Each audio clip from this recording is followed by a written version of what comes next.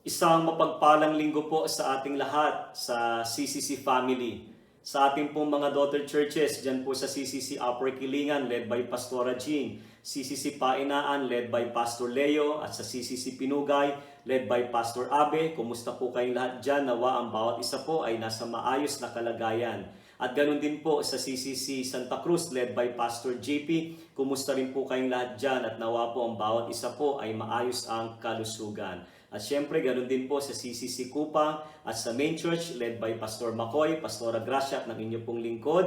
At ang lahat po ng ating mga kaibigan na makakapanood po o makakapiling natin sa panambahan ngayong umaga, pagpalain po tayo nawa ng ating Diyos. Ngayong pong buwan, ito pong ating tema na conspicuous or suspicious, reassessing our Christian spirituality o sa Tagalog po, kapansin-pansin ba? O kaduda-duda, muling pagsusuri ng ating ugnayan kay Kristo ay atin po munang isasantabi. Dahil po sa pakikinig po ng salita ng Diyos ay atin pong bibigyan daan ang pagbibigay pugay sa ating pong mga pastor or pag-appreciate sa kanila o pagre-recognize. At ngayon pong umaga po ay ang magsasalita po sa ating kalagitnaan, walang iba kung hindi ang ating elder, isa sa ating mga elders, si Brother Pong Canlas. Kasama niya po sa larawan si Tita Streng, ang kanya pong napakabait at napakagandang asawa. Sila po ay biniyaan ng dalawang anak, si Sister Ella na ngayon ay may boyfriend, si Ariel,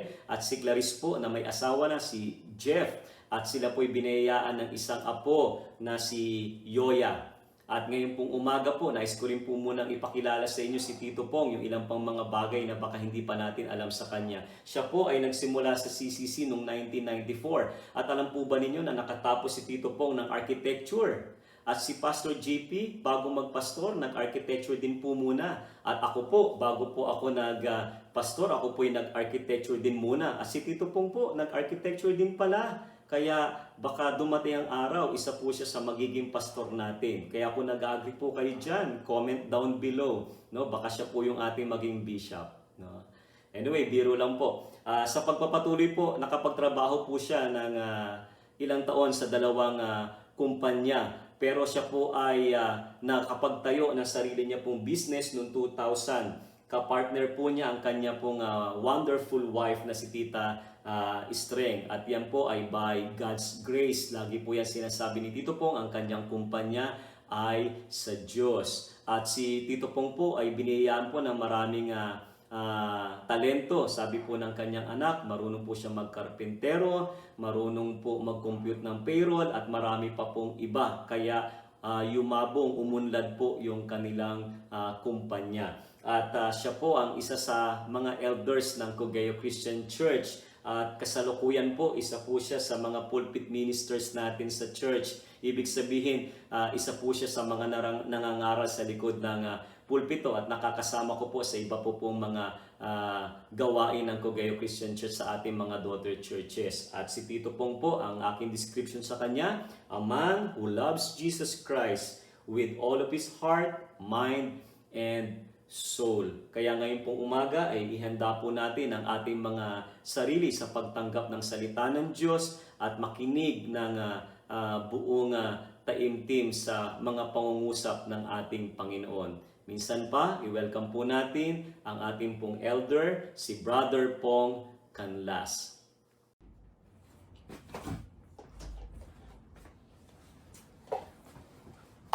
Magandang umaga po. Kumain na po ba kayo? Katatapos ko lang kumain, sara ko lang yung pinto. At kumain po ako ng ice cream para magising din kayo. Kaya mamaya kain din kayo ng ice cream. Okay, kamusta na po kayo? Lalo na sa main church, na-miss ko na kayo. Ilan-ilan pa lang ang aking mga nakikita tuwing every Sunday. As in, sobrang nami-miss ko na kayo. Kaya kung pwede nga lang yakapin ko kayo pag nagkita kayo, yayakapin ko kayo ng durog buto. Alam niyo yung durog buto? Ikpit na ikpit yun. Pero darating araw, makakarating din kayo. So di po ako maghihintay kami dahil mahal namin kayo. Okay, so isang pinagpalang linggo po sa bawat isa. At bagong lahat, gusto ko po muna magpakilala sa inyo, lalo na sa ibang churches. No? Ako po si Kuya Pong Canlas, ang inyong lingkod. Ako po ay hindi pastor, pero tinatawag po nila akong bishop. Gawa ng yun daw ulo ko ay pataas na ng pataas. Kaya ang tawag nila sa akin, Bishop. Hindi ko alam kung seryoso o niloloko po ako ng ating mga pastor. Anyway, sige po. So, extra special po ang araw na ito mga kapatid. Dahil ginugunita natin yung ating magigiting, masisigasig at masisipag na pastor. No, kaya tinawag natin tong Pastor's Day at ang pamagat ng aking mensahe ay si pastor. Okay? Tayo po'y manalangin muna. Alam ko, yung iba dyan nakataas ang paa, baba po muna natin ng konti ng ating mga paa. At kung kayo nakaupo, sige, usog po kayo ng konti. At seryosohin po natin itong panalangin. Sabayan niyo po ako at pakinggan yung ating maikling panalangin. Panginoon, kami po'y nagagalak, natutuwa sa araw na ito na ibinigay niyo po sa amin. Salamat, Panginoon, sa muling kalakasan namin na binigay niyo sa amin. Nakatuntong po kami sa aming mga church, nakapagsimba po kami. Panginoon, salamat ng marami sa walang sawa at walang patuloy niyong pag-iingat sa bawat isa sa amin. Salamat po sa opportunity na marinig po namin itong maikling mensahe nito para sa amin, para sa aming mga pastor.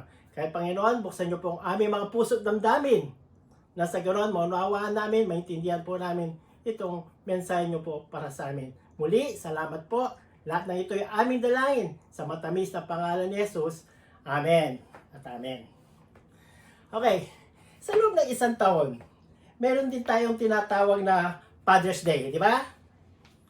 O kaya, minsan dinatawag din natin may darating Mother's Day. Tapos susunod yung Grandparents' Day.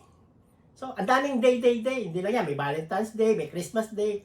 So, madaming isineselebrate din, lalo-lalo na dito sa Pilipinas. Okay, bakit naman itong mga gulang? Bakit? Kasi sila yung mga taong nagbigay buhay sa atin. Sila yung mga taong nag-alaga, nagkalinga at umalalay sa ating pisikal na kinaroroonan at pamumuhay. Sila yung mga magulang na yan. Sila yung mga taong nagtiyaga. Tama? Pinagtiyagaan ka kahit ang tigas ng ulo mo. Nagsumika, nagtiis, nagtimpi sa ating mga katigasan ng ulo. Mga, di ba? Huwag niyo sabihin sa akin na minsan pag pinagalitan ka ng nanay mo, tatay mo, sumasagot ka, di ba? Oo, huwag kayong sino. Nakikita ko kayo kahit nasa camera. Sumasagot ka sa magulang, di ba? Paminsan-minsan. Oh, sige, huwag na tayo doon. Alam niyo ba? Alam ko kasi mga anak ko sumasagot sa akin. Pare-parehas lang tayo ng nararamdaman. O, nandiyan na anak ko. Tumawa. Ayaw din lang makapagreklamo. So, kaya marapat lamang natin talagang sila ating pangaralan, itong ating mga magulang. Tama? Ngayon, kung ang mga magulang natin ang nag-aalaga sa ating pisikal na pamumuhay, sino naman kaya ang nag-aalaga ng ating espiritual na pamumuhay? Sagot. Oh, sabi ng nakita ko, sabi ng taga Upper Kilingan, si Pastor. Tama. Mamaya, bigyan ito 500. Okay, si Pastor. Okay, so ating aralin, tingnan natin si Pastor. Sino ba si Pastor? Lagi na lang natin tinitingnan si Pastor. Tama? At lahat. So ito, isa-isayin natin. Kung ano ba si Pastor? Sino ba si Pastor? Bakit si Pastor? Kaya si Pastor, kawawa, puro Pastor. Pastor, no? Okay, unawain natin ha. Pakinggan nyo. Si Pastor, na 24 oras, 7 araw sa isang linggo, na kapag kailangan siya, iiwanan saglit ng pamilya, mapuntahan lamang ang isang miyembro ng simbahan kung siya ay may problema sa buhay. Tama? So itong si Pastor, kawawa rin eh. Pero ginawa siyang 7-Eleven. O kaya ginawa siyang, pagka may problema, 911. Si Pastor, ginawa rin 911. So, actually, yung mga nagka-problema na dyan na personal, tapos tumawag kayo kay Pastor, naalala niyo pa ba yun? Alam mo kaya nasabi ko yun? Kasi nagawa ko din yun. Nagka-problema din ako, tinawagan ko si Pastor. Ewan ko, alas 11 yata ng gabi, o alas 12 ng gabi, whatever. Ganyan ang tao, ganyan tayo, no? Ngayon, pag tayo, Pag tayo may personal na problema, lagi tayo tumatawag kay pastor. At tapos, nagpapapray tayo. Tama? Pag may problema ka, pastor, pag-pray niyo po ako, please. Lagi na lang ganon. Pero ito tanong ko, paano pag siya may problema, sino ang lalapitan niya? Pag tayo may problema, lalapit tayo sa pastor. Paano naman si pastor? Pag may problema, saan siya lalapit? Simple lang yan mga kapatid. Tingnan mo, pagka masakit ang ngipin mo, saan ka papunta? Saan ka nga? Sa dentista. Pag may sakit ang espiritu ng pamumuhay mo, saan ka pupunta? Kay pastor! E paano pag si pastor ang may problema? Wala nga. Hindi ba? Okay. Lagi niya tayong pinagpe-pray, pero tayo ba? Di ba? Pastor, lagi kayong pinagpe-pray. Pero ito tanong ko, pinagpe-pray ba natin siya? Baka malamang hindi. Bakit kasi iniisip natin, malakas naman siya pa sa Panginoon eh. Diba? Minsan hindi na natin siya pinagpe-pray dahil alam natin na malakas siya sa Diyos dahil magagawa siya ng Diyos. Mga kapatid, tao din siyang kagaya mo. Marunong ding lumuwa. Meron akong isang malikling kwento, no? Tsagayin nyo na lang itong malikling kwento ito. Hindi ito totoo. Joke lang. Ito sa langit daw nangyari, sa langit. So, ang Diyos, sabi kay Pablo, inutusan nito si Pablo. Sabi niya kay Pablo, bumaba ka nga sa lupa at tingnan mo mga tao doon. So, siyempre si Pablo excited, bumaba, nandun na siya kaagad sa lupa. At unang lakad niya, pagdating niya sa may plaza, nakita niya yung isang lumalakad ng gano'n. Sabi niya gano'n, anong problema mo kapatid? Bakit ang bagal mong lumakad? Ang sabi niya, hindi po ako makakita, ako po isang bulag. So ang ginawa ni Pablo, tinanggal niya yung shades niya, yung Ray-Ban niya, Ray-Ban o Oakley yun, no? Tinanggal niya, tapos ginanyan niya, sa pangalan ni Jesus, buksan mo yung mga mata. At nakakita siya. Nakita niya ang liwanag. Tapos tumuloy na naman to si Pablo. Pumunta na naman siya sa isang kanto. At pagdating niya doon sa isang kanto, may nakita siyang isang mama na nakahilata sa may simbahan at may daladalang lata. Pinutay niya, bakit nandyan ka? Nagpapalimos po ako. Bakit ka nagpapalimos? Hindi na po ako makalakad. Lumpo po ako. Naawa ito si Pablo. O sige, sabi niya, sa pangalan ni Jesus, lumakad ka. On that spot, lumakad. Yung lumpo. So, tuloy naman ito si Pablo. Diretso siya. Pagdating niya sa may dalampasigan, siguro nangyari ito, isipin natin nangyari sa MOA, no? Pagdating niya sa dalampasigan, meron siyang nakitang mama na nakaupo. Nakabarong Tagalog pa. At nakaupo siya, paglapit ng ganon, humahagulgul ng iyak. Umiiyak itong mama. Humahagulgul, tumatangos ang mga luha niya. At pagkatapos, nabag itong si Pablo. Nilapitan niya. Sabi niya, Kuya o kapatid, ano mong iniiyak mo? Bakit humahagulgul ka ng iyak? Sabi naman itong iyak, madami po akong problema. Ako po ay isang pastor. Sabi ni Pablo, ganun ba? Sabi niya ganun. So ang ginawa ni Pablo, umupo din siya. Pagkaupo niya ganon, inakbayan niya itong pastor na umiiyak. At ang sinabi ni Pablo, Pastor, ako na po isang pastor. Umagulgul din ang iyak si Pablo. So yun yung kwento. Mag-iingat si Pablo. Alam niya ang karanasan ng isang pastor. Kaya joke lang yun. Okay? Pampahaba ng mensahe. So, tuloy po tayo. Ikalawa, si pastor na hindi iniisip.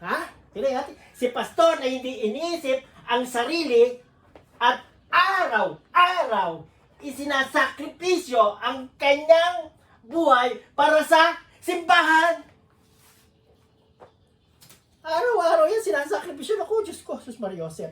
Alam ko kasi lahat yan. Alam mo, dami ko nakasamang pastor, no?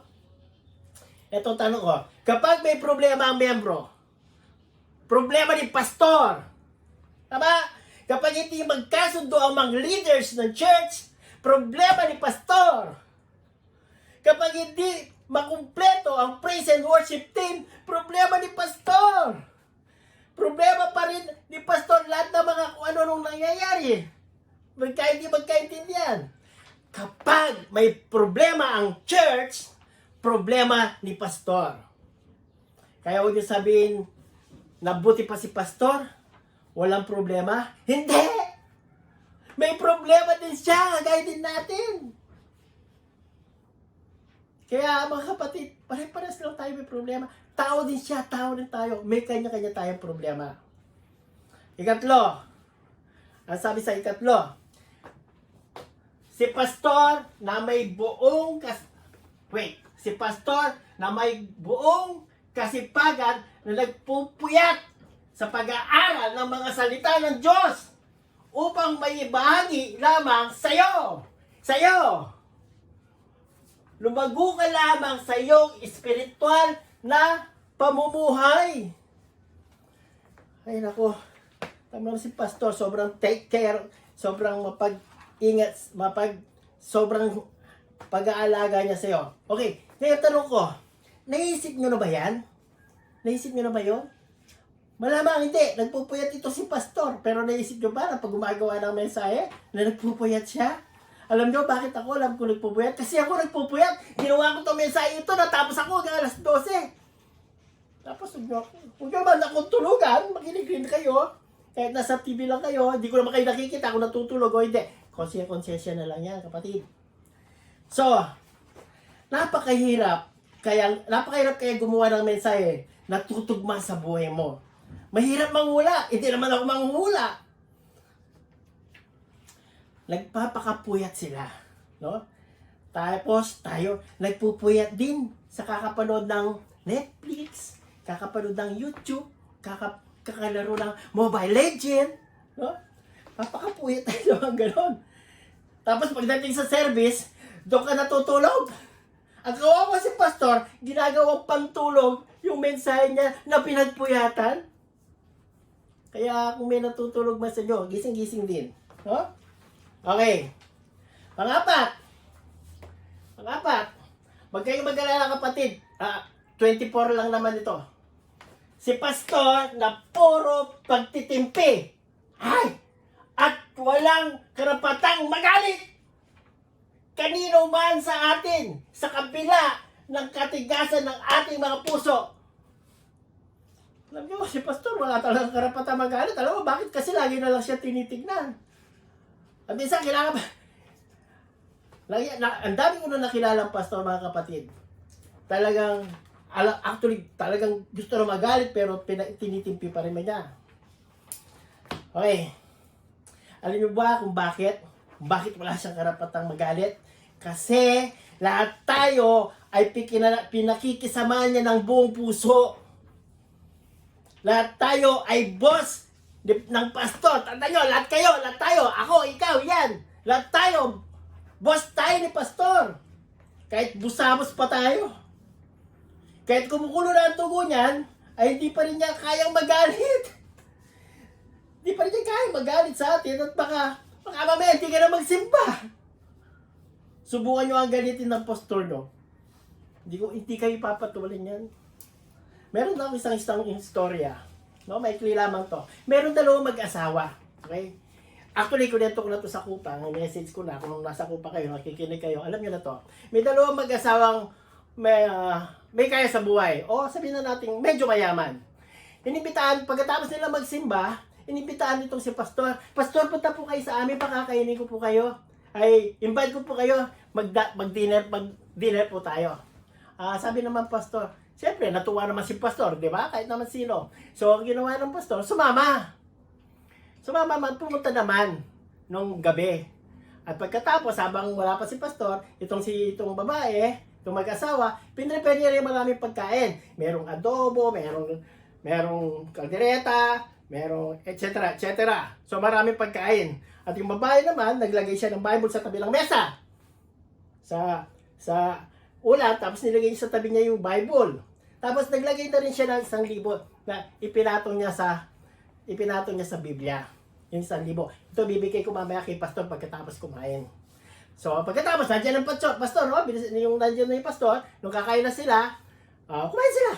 Marami na kaya si pastor, marami na. At habang kumakain sila, nagkukwento yung babae, sinabi niya, alam niyo po pastor, pagka kami kumakain, laging nandito po yung aking Bible.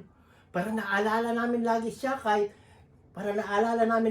kahit kumakain kami. Totoo, mabuti naman po yon, sabi naman ng pastor. So pagkatapos nun, umalis na sila. Natin naman sa may pintuan. Tapos naalala ng babae, ayun palang 1,000 bibigay ko sa kanya. Tumakbo yung babae, pumunta sa dining, sa kainan.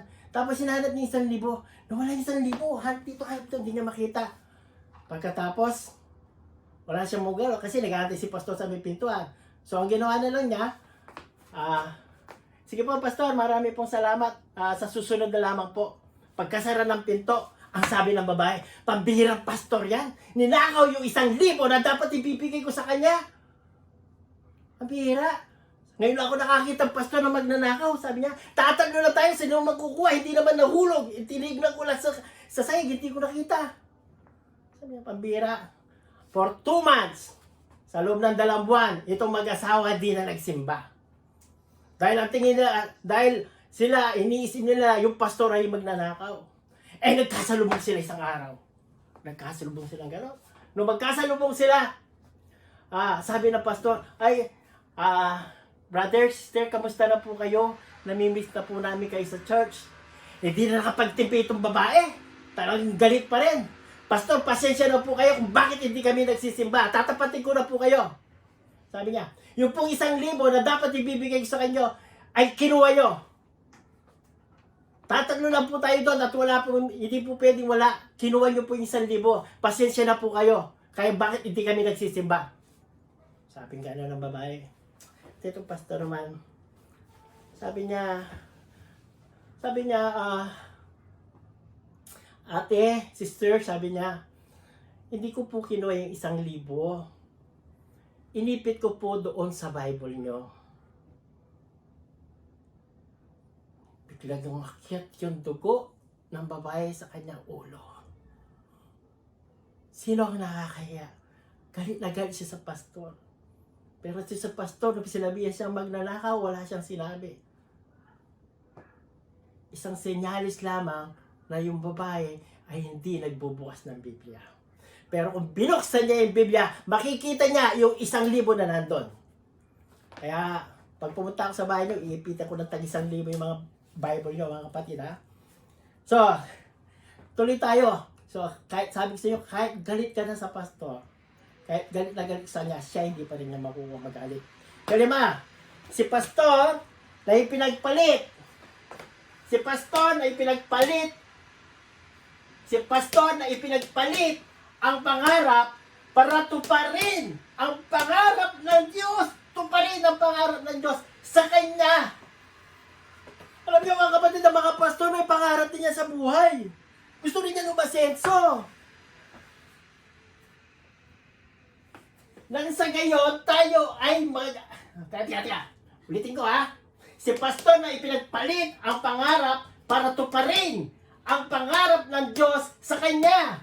Nang sa gayon, tayo ay maabot ng Diyos sa pamamagitan ni pastor. Ginagamit ng Diyos si pastor para maabot ka. Tasawayin mo. Pasalbahin natin, no? Okay. Alam nyo, may marami akong kilalang pastor. Si pastor, kung kilala nyo si Pastor Renny, unang pastor na sinabutan ko dito. Yan, kawawain si Pastor Renny. Tapos ko, ang bahay niya, sira-sira. Pagkatapos, nahabag ako sa kanya. Tapos magkano lang ang sweldo niya sa church noon, no? Alos kulang pa. Pero ano natapos ni Pastor Renny? Natapos siya ng accountancy. Bakit ba't ka nagpastor? Hindi sana ka ng trabaho mo. Parang iniisip ko lang. Hindi ko naman sinasabi yon. Iniisip ko, ba't kaya hindi Hindi ka nila mag-accountancy, tapos ngayon naghihirap ka. Mas pinili pa niya ang pagpapastor. Si Pastor Ay, nag-aaral yan eh. Nag-aaral ng architecture yan. 2 years! 2 years na siya nag-aaral. 5 years lang yan, 3 years sana. Graduate na sana siya. Arkitekto na sana yan. Sana nagtrabaho na isang malalaking kumpanya. Eh di sana ang yaman na niyan. Pero hindi. Pinili niya magpastor. Si Pastor Leo ng Pahinahan. Nakikita ko yan eh. Minsan pag tumutugtog sila, hawak niya yung gitara, hawak niya yung organ, nagdadrum. Ay napakaraming talento nitong pastor na to. Lahat ng talent sa musika, alam niya. Alam niyo, pag natagpuan niya ng mga musisyan at nakikita nila lahat kaya niyang dalhin, aba kukunin yan. Kamal kaya ng pagtuturo ng mga music. Per ora yan. Siguro mga per hour niya, 500. Eh kung magturo siya ng 10 oras, 5,000 siya. Pero hindi, mas piliin pa niya alagaan kayo. Pinili pa niya nandyan lang siya. Hindi na kayo naawa. Si Pastor Abe, narinig niyo na bang kumanta yan? Pag kumanta yan, parang si Bing Rodrigo o Basil Valdez.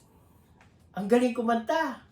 Tapos, parang pag siya kumakanta, natutuwa ako kasi ang ganda-ganda ng boses. Eh paano kung manalo yan sa tawag ng tanghalan, di ang dami na ng pera niyan.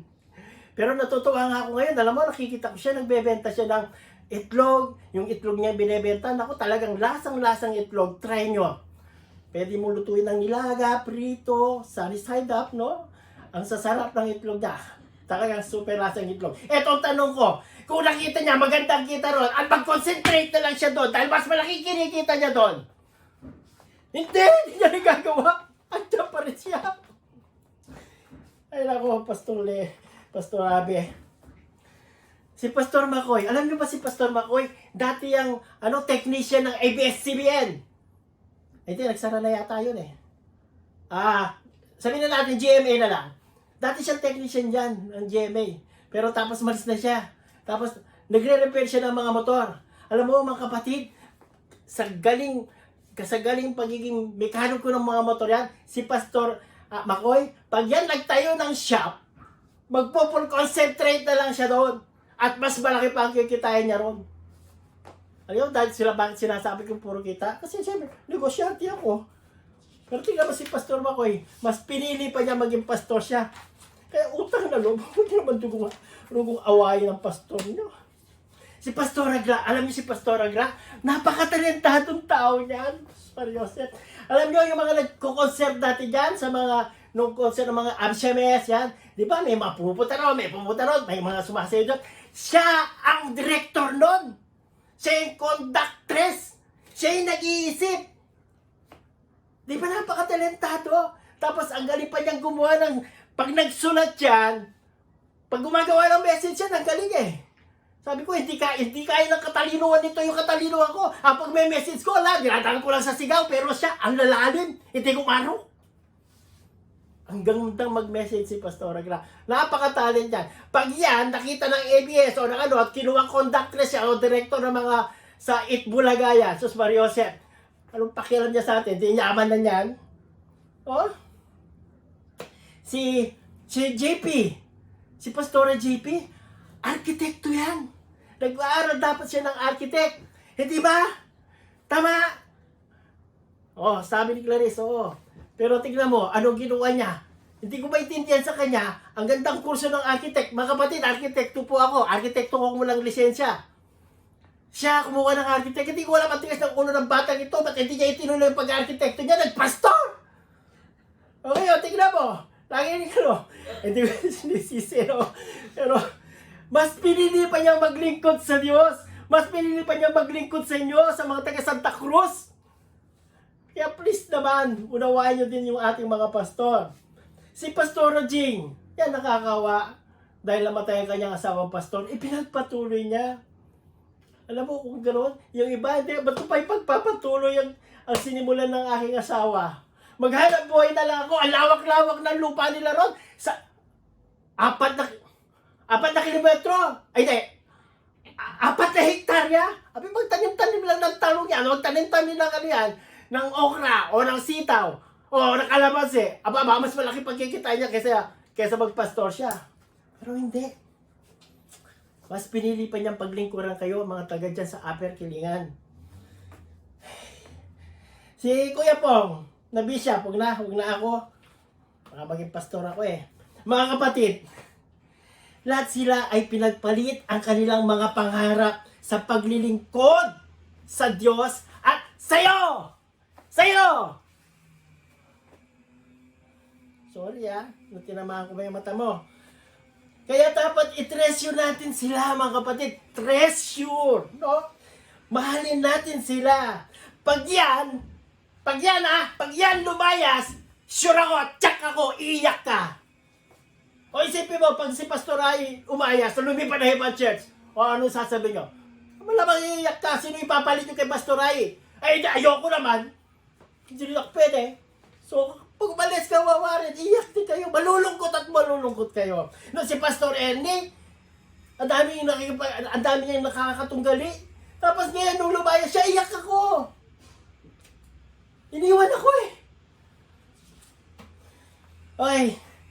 Panganim. Matatapos na tayo. Pwede na kayo matulog. Konti na lang. Okay. Si Pastor na nagmamahal sa ating lahat. Mahal tayo ng mga pastor natin. Tignan nyo. Alam mo bakit tinitindi niya tayo? Kahit hindi ka mag-anak, nakakapawis. Upang masunod ang paglingkod sa Diyos, sipin mo, mamaling ka ng pastor mo, lahat tayo, mahal tayo ng pastor. Well, isa lang masasabi ko dito, mga kapatid. Kahit ano pa ang pag-uugali mo, wala nang magagawa si pastor. Kailangan niyang maglingkod sa utos ng Diyos. Kung bagay ganito, no choice na siya. Kasi mahal ka niya. Kung bagamat sa mag-asawa, kung dati nung ikinasal sila, sexy pa siya nung ikinasal sila. Pero habang tumatagal, mahaba ang panahon, yung pagka-sexy niya, sumisiksik hanggang hindi sa maabot sa pag-aral. Pero itong lalaki, syempre, wala na siyang choice. Bakit? Kasi mahal niya eh. Ganun lang kasimple. Kaya si Pastor, kung ano ba pag-uugali mo, dati nung una mo siya makita, ang bait-bait mo, habang tumatagal, hindi ka na pumapait sa kanya, lumalayo ka sa kanya. Pero mahal ka pa rin niya kasi wala na siyang choice. Ganun lang yung kasimple, mga kapatid. Wala na magagawa. Paninindigan na lang niya talaga yan. Kahit ganon. Okay. Ikapito, panghuli. Okay. What's up? Tingnan nyo Si Pastor na laging tinitignan ng lahat. Tinitignan natin lahat siya, di ba? Tinitignan natin lahat. Kung ano pag-uugali niya, kung ano ginagawa niya. Bilang ilaw ng simbahan. Tama? Tinitignan natin bilang ilaw. Na hindi, what's up Hindi pwedeng magkamali kahit na siya'y, ulitin ko. Hindi pa masisira itong TV, hindi. Na hindi siya pwedeng magkamali kahit na siya ay tao rin na marunong magtampo at sumama din ang loob. Sumasama din ang loob. Ang hirap pag sa TV eh. Kaya maganda binabasa ko na lang dito eh. Well, mga kapatid, walang perpekto sa mundo. Tama? Kahit ikaw ay hindi perpekto. Kahit ako, lalo na ako, yung perpekto. Lakas lang ako sumigaw. Walang perpekto sa atin. Nagiging perfect lang tayo lang dahil sa habag ng Diyos sa atin. Ang mga pastor natin, hindi din perfect.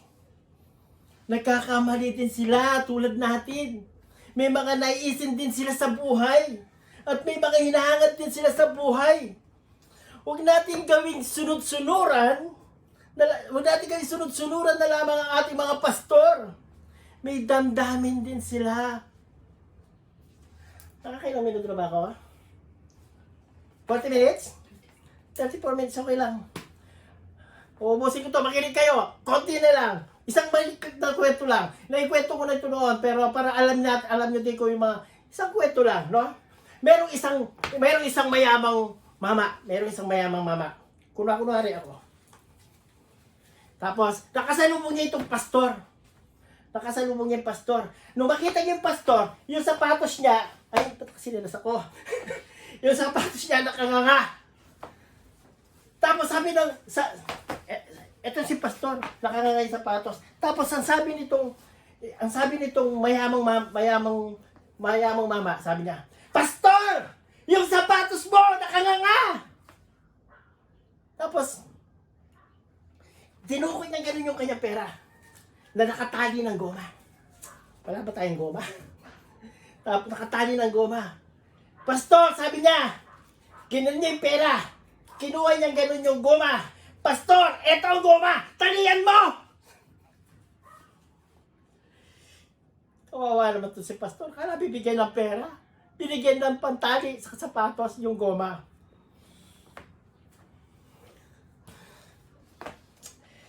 Huwag nating tanong ko sa inyo mga kapatid. Si Pastor ba ay walang karapatang magsuot ng Adidas? Si Pastor ba ay walang karapatang kumain sa McDonald's o Jollibee o Max o Starbucks? Nakakalungkot din minsan kapag may problema, laging si Pastor ang tawag. Pero kapag natapos ang problema, ni hi, ni ho, walang tawag. Pag may mga birthday party, si Pastor hindi imbitado, pero sa patay, imbitado. Kaya mga kapatid, dapat lang po nating igalang ng labis ang ating mga pastor. Sabi nga ni Pablo,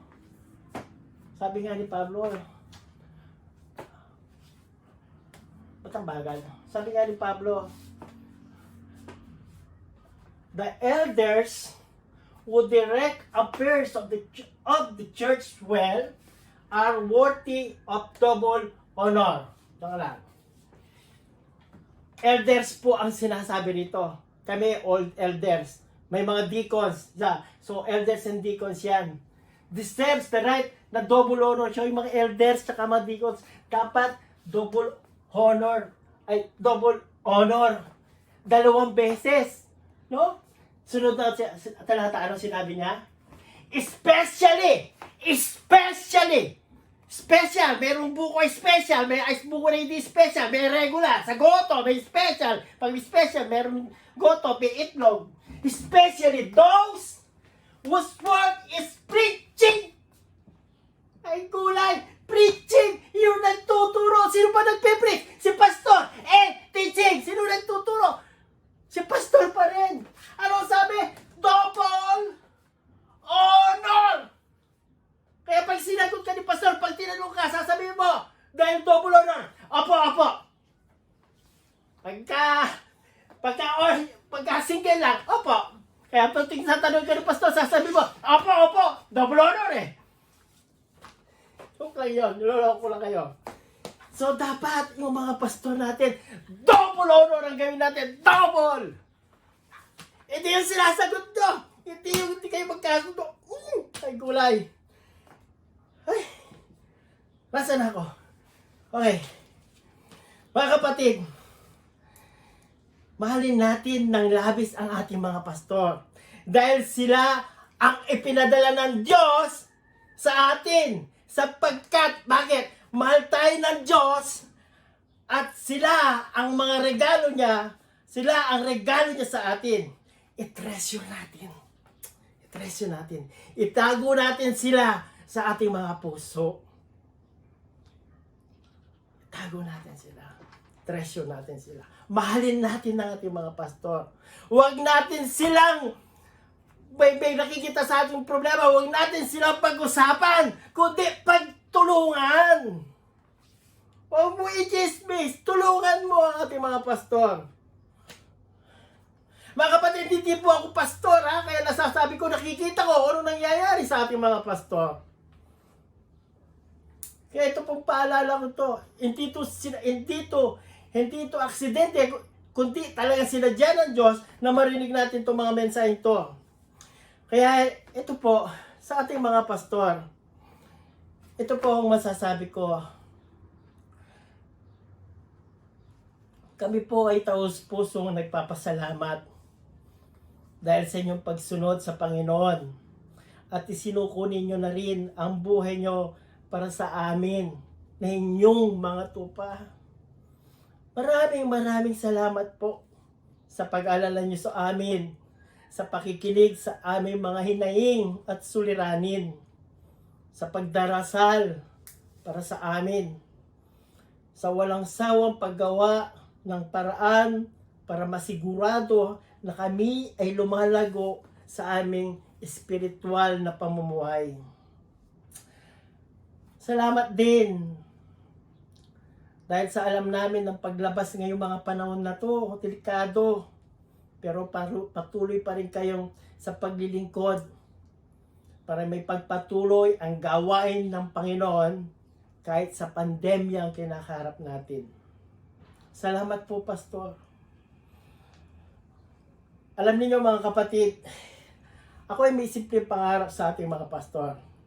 Sana lahat tayo ganito rin ang kagustuhan para sa kanila. Na sila po ay magkaroon ng masaganang buhay. Buhay, may sariling bahay, may sariling tirahan, sapat na pangangailangan, at protection sa kanilang pamilya kung may sako namang mangyari sa kanila. Sabi nga ng anak ko, sabi niya, paano kaya pag tumanda si pastor? Paano pag hindi na siya nakakapag-preach? Paano hindi siya nakapag-alaga ng tupa? Paano sila? So mas maganda pa rin kung insured din sila. Kaya, hindi ko po pinopromote yung si Jeff ha. Pwede naman sila magpa-insured. Pero, mas maganda, isipin mo, what will happen pagkatapos niyan, pag matanda na sila. Kaya mga kapatid, meron lang po akong dalawang panawagan sa nagawin natin para sa ating mga pastor. Una po, ipagdasal po natin sila palagi. Huwag po natin silang kakalimutan. Kasi tayo ay lagi nilang pinagdarasal. Pagpalain po natin sila sa pamamagitan ng ating mga pangungumusta. Alamin natin ang kanilang mga pangangailangan. At syempre, pagpalain natin sila sa pamamagitan ng pagbibigay ng kahit anumang bagay. Bigyan mo ng sapatos. Kung wala kang may bibigay ng sapatos, tali na lang ng sapatos. Pinapakain nila tayo ng pagkain spiritual. Pakainin din natin sila ng physical na pangangailangan. At para naman po sa ating mga pastor, ito po ang paalala ng Diyos sa atin. Sa ating mga pastor, kung nakikinig kayo, nariyan mo po kayo, ito naman ang paalala ng Diyos sa atin. Sabi niya, keep watch over yourselves and all the flock, kami, yung mga miyembro nyo, of which the Holy Spirit has made you overseers. Kayo, nakatingin sa amin. Kayo na nagbabantay sa amin. Be shepherds of the church of God. Maging pastor kayo sa amin. Which He bought with His own blood. Binayaran na po tayo. Na binayaran na kanyang sariling dugo. Ayon po sa Acts 20:19. Mga kapatid, muli, pinapaalala ko po, mahalin po natin ang ating mga pastor. Sabi ko nga, kahit saktan mo yan, hindi yan iiyak. Luluha lang, hindi yan magagalit. Maaari ba, lahat ng nariyan, nakikinig man sa video, ay nakikinig mga nanonood man kayo sa video, sa mga churches na nandito dito, pwede niyo po bang papuntahin sa harapan? Sa oras to ang inyong pastor. Papuntahin niyo po siya. At ituon po natin ang ating mga kamay sa kanila. Come on, sige po. Hindi ko man kayo nakikita, papuntahin niyo po ang inyong pastor sa harapan. At ituon po natin ang ating mga kamay sa kanila. Sige po tayo manalangin. Tuon natin ang ating mga kamay sa ating pastor, kung nariyan man ang inyong pastor. At ipanalangin natin sila. Panginoon, alam po namin, O Diyos, na nandito ka ngayon sa aming presensya.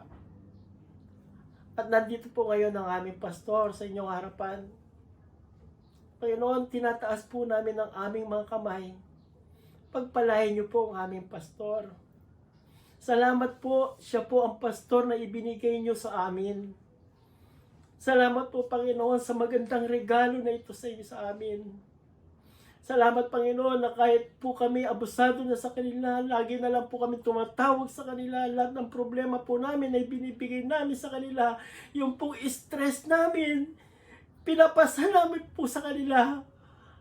At sa kanila po mismo, stress din po sila dahil sa stress na binibigay namin sa kanila. Panginoon, salamat po. Salamat po, pinigyan niyo kami ng magandang regalo sa si Pastor. Kaya talangin po namin, Panginoon. Pakaingatan niyo po ang aming mga pastor. Huwag niyo po silang pababayaan. Bigyan niyo po sila ng sapat na lakas ng pangangatawan, malulusog na pangangatawan. Gayon na din po ang kanilang mga mahal sa buhay. Pagpalain niyo ang kanilang buhay. Turuan niyo din po kami, Panginoon, kung paano po kami makatulong sa aming pastor.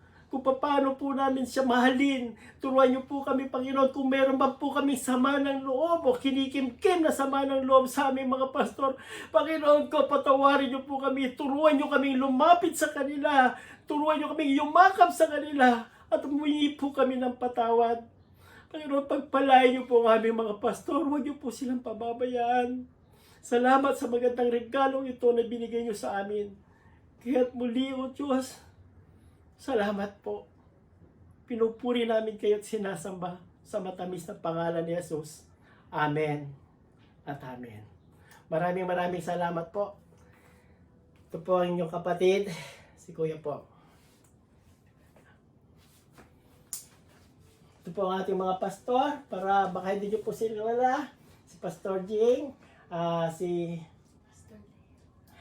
Pastor Leo at ang kanyang may bahay, si Pastor Abe at ang kanyang may bahay, si Pastor JP, si Pastor Gracia, si Pastor McCoy, si Casey, at si Pastor Ai.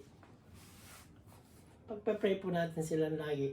Masasaya ang kanilang mga muka sa litratong ito. Tinitignan po natin sila lahat lagi. Ang gandang kandila. Pero alam po ba natin kung ano ang kanilang nasa loobin? Kung ano ang kanilang dinadanas? Kaya lagi po natin silang ilalapit sa Diyos. Maraming pong salamat. Muli, purihin po ang Panginoon.